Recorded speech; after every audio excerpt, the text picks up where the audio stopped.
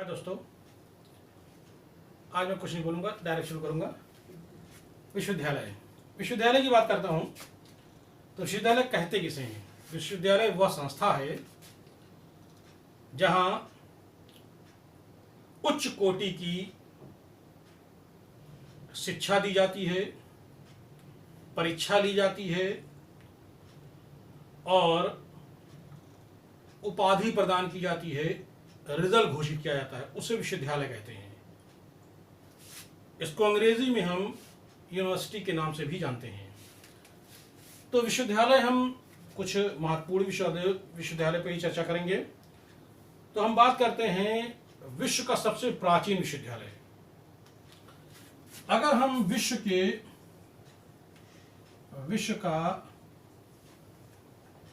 सबसे प्राचीन विश्वविद्यालय की अगर हम बात करते हैं तो वो आता है सबसे पहले, जिसका नाम है तक्षशिला विश्वविद्यालय।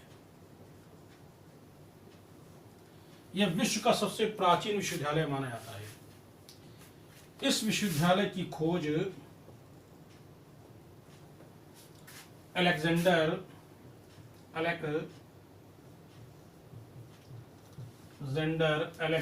कनिंघम ने की थी। इसकी खोज अलेक्जेंडर कनिंघम ने इसकी खोज की थी, तक्षशिला विश्वविद्यालय की खोज। ये माना जाता है कि विश्व का सबसे प्राचीन विश्वविद्यालय। कैसे है विश्वविद्यालय प्राचीन, इस पर हम लोग चर्चा करते हैं। तो इस विश्वविद्यालय का निर्माण 7वीं शताब्दी ईसा पूर्व में तक्ष राजा ने की थी। ये तक्ष राजा है कौन? तक्ष राजा जो है वो भगवान राम के भाई भरत का पुत्र था। यानी ये तक्ष जो था ये भरत का पुत्र था, भरत का पुत्र। और भरत जो थे वो भगवान राम के भाई थे।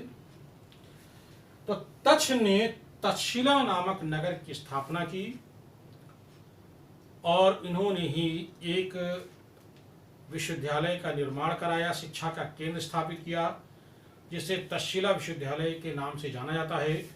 वर्तमान में ये तक्षशिला विश्वविद्यालय के साक्ष्य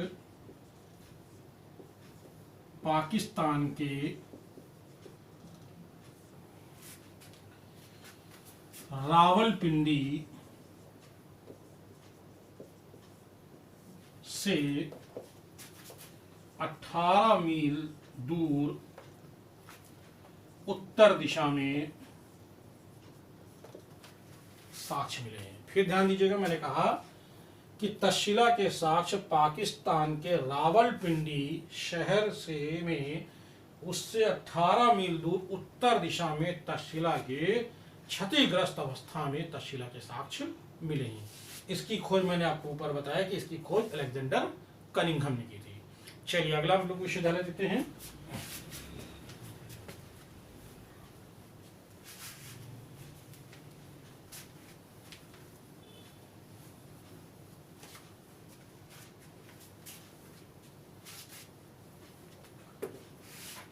अगले विश्वविद्यालय की हम बात करते हैं तो वो है आपका नालंदा विश्वविद्यालय।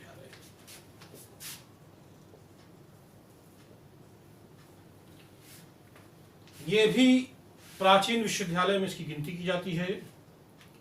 तक्षशिला के बाद अगर सबसे प्राचीन कोई माना जाता है तो नालंदा विश्वविद्यालय है। नालंदा विश्वविद्यालय का निर्माण 455 ईस्वी में इसका निर्माण जिसने कराया था उसका नाम था गुप्त शासक कुमार गुप्त ने इसका निर्माण करवाया था। नालंदा विश्वविद्यालय के बारे में कहा जाता है कि ये बहुत बड़ा इसका भवन था। 10,000 विद्यार्थी यहाँ पर शिक्षा प्राप्त करते थे। ये पहला ऐसा विश्वविद्यालय था जिसमें हॉस्टल था। ध्यान रखिएगा, हॉस्टल मतलब जहाँ छात्र रहते हैं। जैसे हम लोग जानते ही प्रयागराज इलाहाबाद में जगह जगह हॉस्टल है, यानी इलाहाबाद यूनिवर्सिटी के हॉस्टल हैं। उसी तरह से इसमें 10,000 इस विश्वविद्यालय में 10,000 छात्र जो है वो शिक्षा प्राप्त करते थे। सिर्फ भारत के ही नहीं, विभिन्न देशों से आते थे, कोरिया से आते थे, चीन से आते थे, जापान से आते थे, विभिन्न स्थानों से यहाँ पर आकर के छात्र जो शिक्षा प्राप्त करते थे। जैसे चीन के एक बौद्ध विद्वान जिनका नाम तो सभी जानते हैं, ह्वेनसांग ने शिक्षा यहीं से भी प्राप्त, कुछ 1 साल तक शिक्षा प्राप्त की थी। इसिंग भी आया था, वो भी यहाँ पर उसने शिक्षा प्राप्त की थी। तो इस तरह से ह्वेनसांग अपने समय का एक बहुत बड़ा विश्वविद्यालय था, जिसको कहते हैं कि 1 बार नहीं, 2 बार नहीं, बल्कि 3 बार जो है इसको क्षतिग्रस्त किया गया था। समझ रहे हैं? 3 बार क्षतिग्रस्त किया गया था।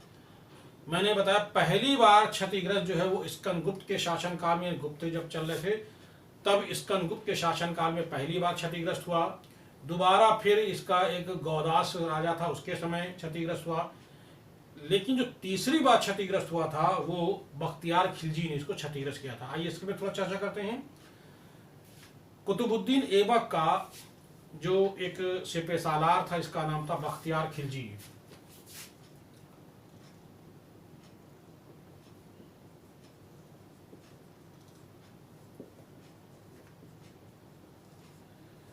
बख्तियार खिलजी जब भारत में, ऐबक के कहने पर जब भारत में आया तो उसने चारों तरफ जो है लूटपाट मचा रखी थी।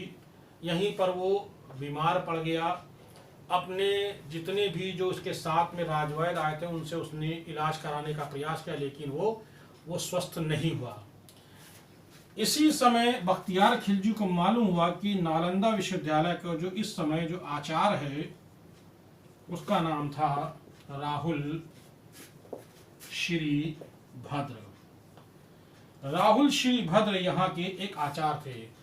आचार्य तो थे, लेकिन साथ साथ ये बहुत बड़े एक आयुर्वेदिक जो है एक ज्ञाता भी थे, यानी बहुत बड़े चिकित्सक भी थे। तो लोगों ने इनसे, बख्तियार खिलजी से कहा कि राहुल श्रीभद्र से आप अपना इलाज करवा लीजिए, चिकित्सा करवा लीजिए, हो सकता है ठीक हो जाए। तो उन्होंने कहा नहीं, मैं कराऊंगा, किसी से इलाज नहीं कराऊंगा, मैं कराऊंगा तो केवल अपने चिकित्सकों से कराऊंगा। लेकिन जब इनका जो है स्वास्थ्य और गिरने लगा, यानी और तबीयत खराब होने लगी, तो लोगों कहने पर बख्तियार खिलजी ने राहुल श्रीभद्र से मिले और अपना इलाज करने के लिए इनसे कहा। लेकिन साथ साथ इन्होंने ये भी कह दिया कि दवाएं जो प्रयोग करेंगे वो मेरी ही दवाएं होंगी, आपकी दवाएं प्रयोग नहीं करेंगे और अपनी कोई भी दवा प्रयोग नहीं करेंगे। लोगों ने कहा कि अरे जाने दो, मरने दो। लेकिन एक अच्छा डॉक्टर वही होता है जो मरीज का वो सफल पूर्वक इलाज करे। राहुल श्रीभद्र जो उस वक्त आचार्य जो चिकित्सक भी थे, इन्होंने बख्तियार खिलजी के जो इलाज करना शुरू किया। लेकिन उन्होंने कह दिया कि 1 महीने के अंदर अगर ठीक नहीं हुए तो आपको हम सर कलम कर देंगे, ये बात बख्तियार खिलजी ने कही, जिससे ही हमारा इलाज ना करे। लेकिन राहुल श्रीभद्र ने कह दिया हम इलाज करेंगे। उन्होंने कुछ दिन बाद उनको जाकर के कुरान शरीफ दी, जो आप लोग जानते हैं मुस्लिम कल्चर में कुरान पढ़ी जाती है। कुरान शरीफ दी और कहा कि प्रतिदिन कम से कम 2 से 3 पेज इसको पढ़ना है, आप स्वस्थ हो जाएंगे। उस कुरान शरीफ को जब बख्तियार खिलजी पढ़ता था तो लोगों की आदत होती है कि जब पढ़ते हैं तो उंगली जो है वो जबान पे लगाते रहते हैं। उस कुरान शरीफ के पन्नों पर जो थी उस पर लगी हुई थी, दवा लगी हुई थी। जब उसने धीरे धीरे जो है पढ़ना शुरू किया तो ये जबान पे उंगली लगाता था, उसके दवा से ये धीरे धीरे ठीक हो गया। जब ठीक हो गया तो कहा कि बख्तियार खिलजी ने कहा कि राहुल की ऐसी क्या है इसके अंदर क्वालिटी है जो नालंदा विश्वविद्यालय के अंदर है जो हम ठीक हो गए। इसी के बाद जो है बख्तियार खिलजी ने कहते हैं कि नालंदा विश्वविद्यालय की बिल्डिंग को उसको क्षतिग्रस्त कर दिया। उसकी जो पांडुलिपि थी, जो पुस्तकें थी, उनको जला दी। कहते 3 महीने तक वो पुस्तकें जलती रहीं। तो ये घटना जो है किसी किताब मिलता है 1193 में मिलता है, 1193 ईस्वी में नालंदा विश्वविद्यालय को क्षतिग्रस्त कर दी। लेकिन जैसा मैं जानता हूं कि ये घटना जो है 1203 की घटना है। 1203 ईस्वी में बख्तियार खिलजी ने नालंदा विश्वविद्यालय को जो है क्षतिग्रस्त कर दिया था, जो बिल्कुल तहस नहस हो गया।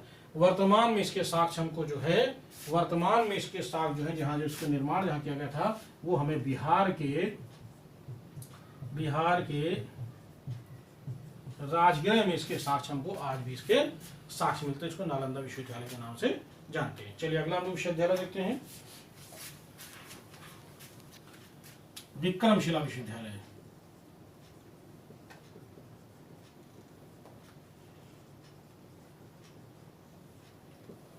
विक्रमशिला विश्वविद्यालय की हम बात करते हैं तो ये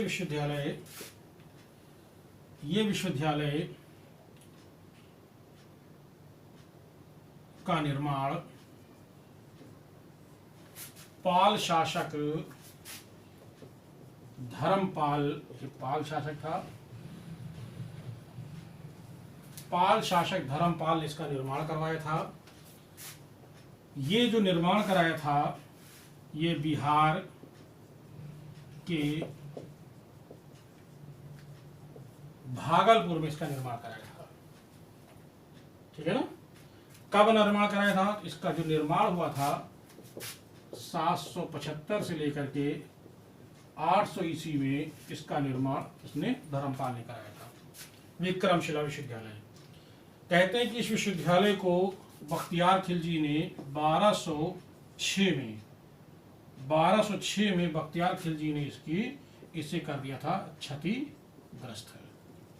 क्षतिग्रस्त, यानी इसको तोड़ दिया था 1206 में। वर्तमान में पूरी तरह से ये ध्वस्त है। इस विश्वविद्यालय के साक्ष्य भागलपुर से 24 मील दूर पत्थर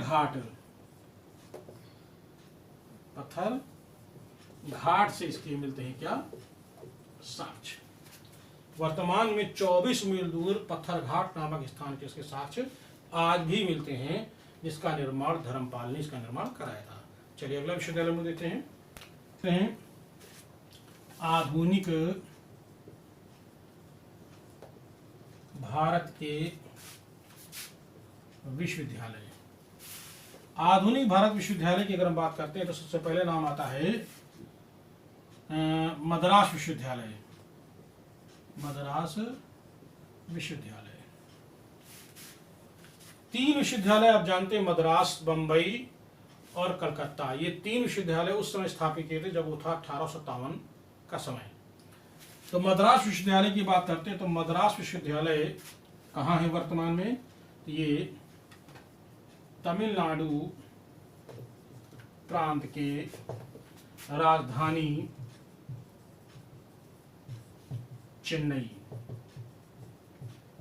चेन्नई में स्थित है।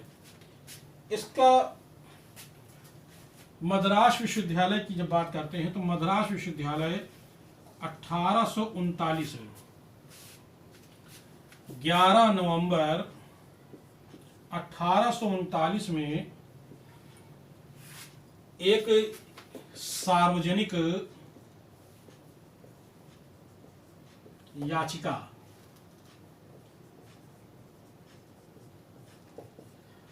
ईस्ट इंडिया कंपनी के न्यायालय में दर्ज की गई, यानी दाखिल की गई। फिर सुनिए, 11 नवंबर 1839 में सार्वजनिक एक याचिका, इसमें सारे मतलब कई लोग इसमें निश्चित थे, एक याचिका दायर की गई। उस याचिका के माध्यम से, यानी ये सार्वजनिक याचिका के माध्यम से 1840 में जॉर्ज नॉटन की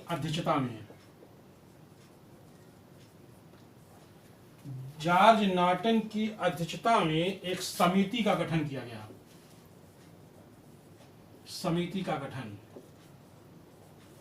इस समिति के आधार पर यह निश्चित किया गया कि एक विश्वविद्यालय के निर्माण की आवश्यकता है। तब 1857 में एक विश्वविद्यालय स्थापित किया जिसको मद्रास विश्वविद्यालय के नाम से जानते हैं।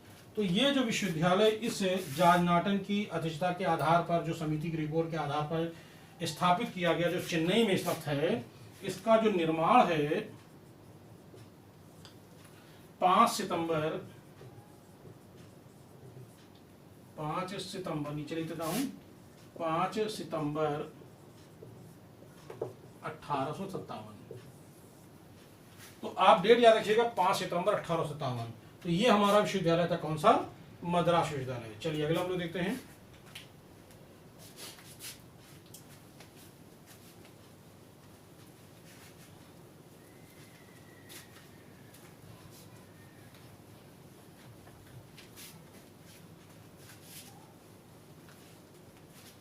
कलकत्ता, पहले देखते हैं बम्बई विश्वविद्यालय, ठीक है, बम्बई विश्वविद्यालय। तो बम्बई विश्वविद्यालय की बात करते हैं तो बम्बई विश्वविद्यालय को हम वर्तमान में मुंबई विश्वविद्यालय के नाम से जानते हैं। ये महाराष्ट्र में है। इस मुंबई विश्वविद्यालय का निर्माण 18 जुलाई 1857 में इसका निर्माण किया गया था, यानी 18 जुलाई 1857 में इसका निर्माण हुआ था। काफ़ी बड़ा विश्वविद्यालय ये भी है, काफ़ी सुंदर इसकी बिल्डिंग है। इस विश्वविद्यालय यानी मुंबई विश्वविद्यालय के जो वास्तुकार थे, इसके वास्तुकार का नाम है, इसके विश्वविद्यालय के वास्तु गिलबर्ट स्कॉट। इसके वास्तुकार का नाम था गिलबर्ट स्कॉट, ये इसके वास्तुकार है। बात करते हैं अगला विश्वविद्यालय, वो है कलकत्ता विश्वविद्यालय।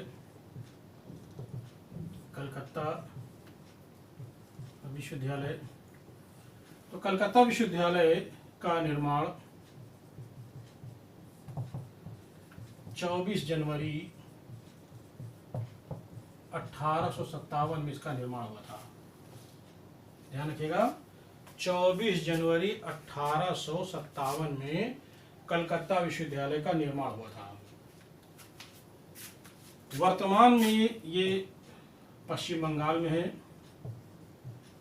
पश्चिम बंगाल में के कलकत्ता में है, जैसा नाम है इसका, कोलकाता में है। इसके जो वास्तुकार थे थॉमस लियो, ये इसके वास्तुकार थे। चलिए अगला हम लोग देखते हैं।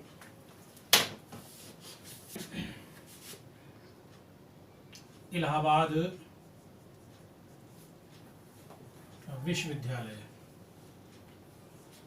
इलाहाबाद विश्वविद्यालय की बात करते हैं तो इलाहाबाद विश्वविद्यालय को पूर्व का ऑक्सफोर्ड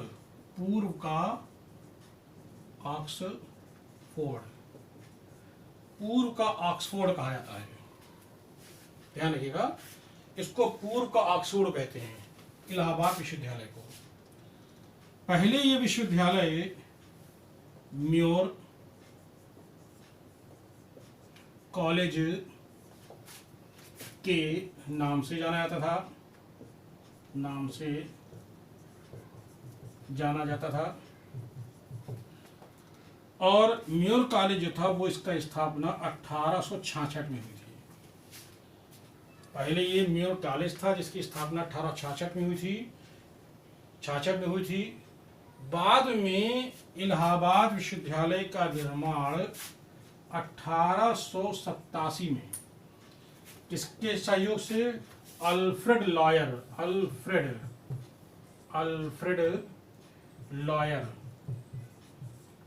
के सहयोग से इस विश्वविद्यालय का नाम हुआ। इसको हम इलाहाबाद विश्वविद्यालय के नाम से जानते हैं। और इस विश्वविद्यालय के वास्तुकार का नाम था इमर्सन। क्वेश्चन बहुत पूछते हैं इस तरह से। तो ये हमें पूर्व का ऑक्सफोर्ड कह सकते हैं, और ये एक तरह से ध्यान रखिए, ये केंद्रीय विद्यालय है, केंद्रीय विश्वविद्यालय, ठीक है। तो दोस्तों बहुत सारे विश्वविद्यालय हैं, जैसे अलीगढ़ विश्वविद्यालय, लखनऊ विश्वविद्यालय, कानपुर विश्वविद्यालय। इन पे सब पे तो चर्चा नहीं की जा सकती है, लेकिन हाँ ये कि जब मॉडर्न इंडिया हम आपको पढ़ाएंगे, जब मेरे साथ ऑनलाइन में आएंगे, तो मैं आपको इसके बारे में, आपको विश्वविद्यालय के बारे में बताएंगे। तो दोस्तों ये हमने आज विश्वविद्यालय के बारे में बताया है। तो दोस्तों मेरा वीडियो कैसा लगा, अगर आपको जरा से भी अगर आपको अच्छा लगा तो उसको सब्सक्राइब जरूर करिए और मेरे साथ जुड़िए। जय हिंद, धन्यवाद।